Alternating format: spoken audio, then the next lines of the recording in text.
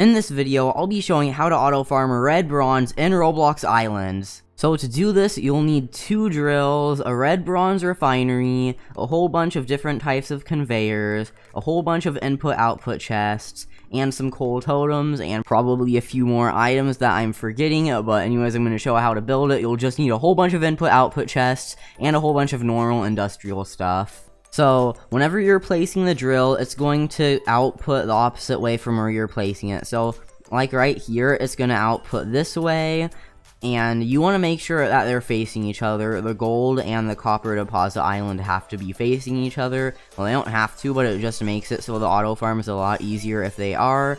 So, in this gold one right here, normally, since I didn't want them facing each other, I'd put it facing this way so that the output is this way. But since I have a doorway, I'm going to do this a little differently, but you should try to make them facing each other. I just put it the wrong way. So basically, you just want to put the drill the opposite way that you actually want it to be, because Islands places it backwards for some reason. So like I want to put it right here so it outputs this way, and then for the copper island over here, then I'll want to just put it like this so it faces the stairway that I already have. So for both of these farms, you're going to want to put a conveyor belt before it, and then you're going to get your coal totems out, and then put 2 coal totems before it, and then you're going to take your smelter out, and then you're gonna also put a conveyor before this so you can put 2 more coal totems, and then put the smelter, and then now you have the basic farm. So let's go build the other side real quick. Okay, I did the thing. So on your gold farm, leave it like this where you have the smelter, and don't add anything else to the end of it yet, because the gold farm is way slower than the copper farm. Your goal is for all of the input-output chests to be filled. Now, I know you can just put normal conveyors, but this stuff's gonna start to despawn, because it's like kinda far apart. You might be lucky and they all spawn close together, so you'll only need like 1 or 2 input-output chests, but now you gotta connect them with input-output chests. So this is just do the thing, and then I'll show what to do next. Trust me, it's gonna work. Okay, so try to use as little turning conveyors as possible, because if you use more conveyors, there's more space for stuff to despawn, and it's so sad when stuff despawns, because like, you're gonna get a thing, but then it just disappears, so that's not very epic. But just keep putting the input-output chests, and then build a line to wherever you want it to go. So for me, I'm gonna build it to inside, because that's where I have the gold thing, and then just do what I'm doing. Build them together like this. Make sure the copper one is the one that you're building it towards the gold one. And the gold one, just leave it how it is for now. So now you're going to want to do something like this. So once it reaches the end, then your input-output chests should be around directly below the smelter. And for every person, it's going to be a little bit off. Like, it might be a little bit blocks further back or forward, but it's going to do that. So whenever it goes down, it's going to fall right there, and it's going to fall on the ground. So what you want to do now is, by the way, the red bronze refinery doesn't need any coal. So you want to make sure that none of it falls by just putting glass blocks around it like I'm doing right now. So just do this, build enough so that you're 100% sure that none of the gold will fall out, and that whenever the copper goes down, it won't fall out either.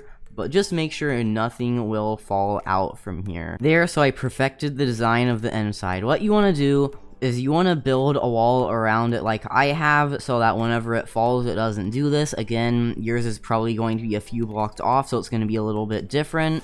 So if you can make it, or actually everyone, since it's going to need to fall down a little bit, you're going to need to build a little bit of glass around it, so that whenever it falls, nothing bad happens. But you want to make sure that it actually goes into the red bronze refinery. So just test it by putting some copper in. And watch this. So I'm going to test it. I'm going to put some copper in. And you see whenever it falls, it goes against the glass panes. And then it goes in the red bronze refinery. So yeah, this does work. Now, here's what you got to do to make it start. So it won't actually work right away, because you have to wait for all of the input-output chests to be filled up. Now, this is the only possible way to do this, because if you were to use something else besides input-output chests, like conveyors, it would just despawn, and you can't really use anything else. You gotta use input-output chests. So I recommend to just buy a whole bunch of copper from someone and fill up the input-output chest, or if you have an auto clicker, which, quick disclaimer, I know I say this like every video about auto farms, but Island staff on their Discord server said auto clickers and macros are allowed. So if you get an auto clicker, then you can just like auto click, and then if you auto click to farm copper from one of these, then once you're done, you've auto farmed copper for like an entire day, then you'll probably have enough to put in all the input output chests, depending on if you have a lot or a little. Now, if you're new to the game, all of the deposit islands will spawn closer to your main island start thing at the spawn, at the bedrock, so it's gonna be way easier if you're new to the game. So I recommend also, like, just destroy your copper thing, and then whenever it is spawning again and it's closer to your bedrock, then build it then. But for me, since I have so much copper, I can just fill all these up. I don't really need to do that. Or you can just AFK click and then wait for all of these to fill up on their own, but it's faster to just put a whole bunch of copper in them, and then it will start it faster, and it's just going to be way easier. The reason you don't put input-output chests on the gold side is since gold is way slower, then not only would you have to put a whole bunch of gold if you were doing this, but gold is so slow that if you're trying to just AFK for all of these to fill up, it would take so much time to do that. So you can just AFK like this, and it will be filled up within just like maybe a half of a day, and if they're close together, maybe it will only take like 30 minutes for them to all fill up. So if you look at the red bronze refinery, then you'll need 30 copper ingots and 2 gold to make a red bronze ingot. So you'll get the copper ingots easily. I filled them all up. It actually took a surprisingly low amount of copper, and then it's just like it's auto-filling it up now, and every single time one goes in, one comes out, and it actually does it pretty quickly. And since all of them are full, it is like an automatic loop, and then the one at the end comes out just like every few seconds or so. And then the gold comes out kind of slow, and it didn't register the 1 gold that already went in here. The red bronze refinery is kind of angry, because sometimes it doesn't detect the copper ingots until like 10 are in it already, and it only detects 3, and then sometimes it doesn't detect the gold at all. And it's not a problem with the shape of the auto farm, it's not a problem at all with anything you're doing. It's just that, well, the red bronze refinery is broken, and if you drop gold in it, it won't even detect it sometimes. Happened with me whenever I first got it. Nothing I dropped in it actually worked, and I had to rejoin. But they're just kind of broken, so just wait for it to not be broken, I guess. But at the very end, then you'll want to, I just broke a grass, but at the very end, just put some input-output chests. Like, you'll only need 1 though, because you're not going to get that many, because it takes forever for 1 to just appear.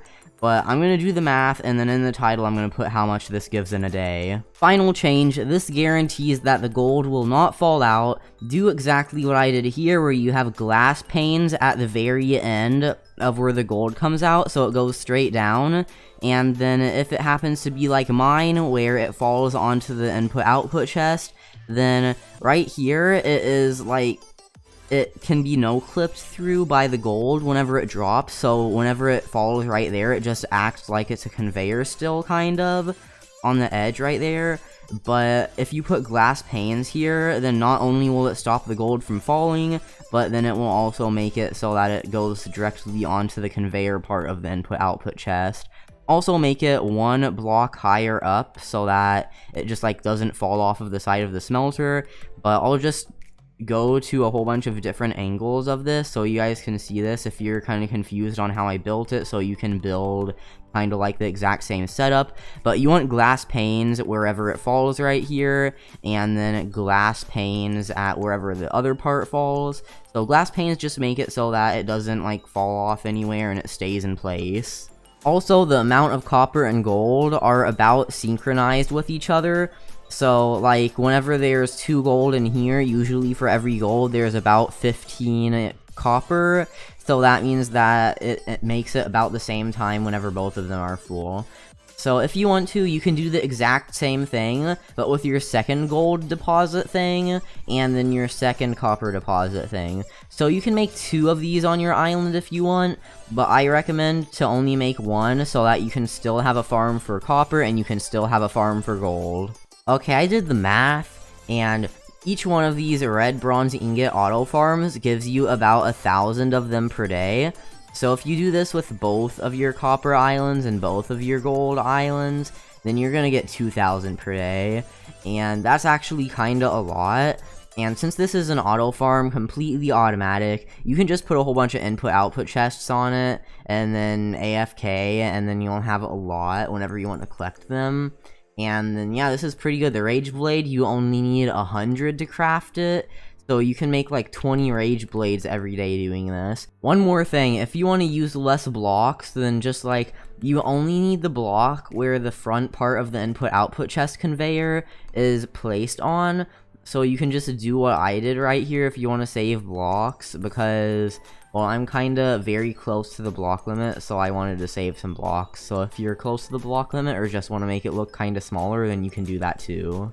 Thanks for watching. Let me know what you think red bronze will be used for in future updates in the comments. I think that they're probably going to make new tools out of them, but I don't really know about that because they haven't added new tools since May, even though they've added so many new ores. So it's probably just going to be used to make more factory things. They might add a press for it and plates, bolts, and rods with the red bronze. But make sure to subscribe with the notifications on for daily islands videos. Like the video, join the Discord server and Roblox group linked in the description for trading and talking about Roblox islands. And follow my Twitter at Telanthric. I'm trying to hit 2,000 followers there and 200k subscribers on YouTube. Also linked in the description is a guide called Roblox Islands Guide. It's a playlist, so if you need help with anything, check that out. It's probably there. But I'll see you all in the next video. Bye, YouTube.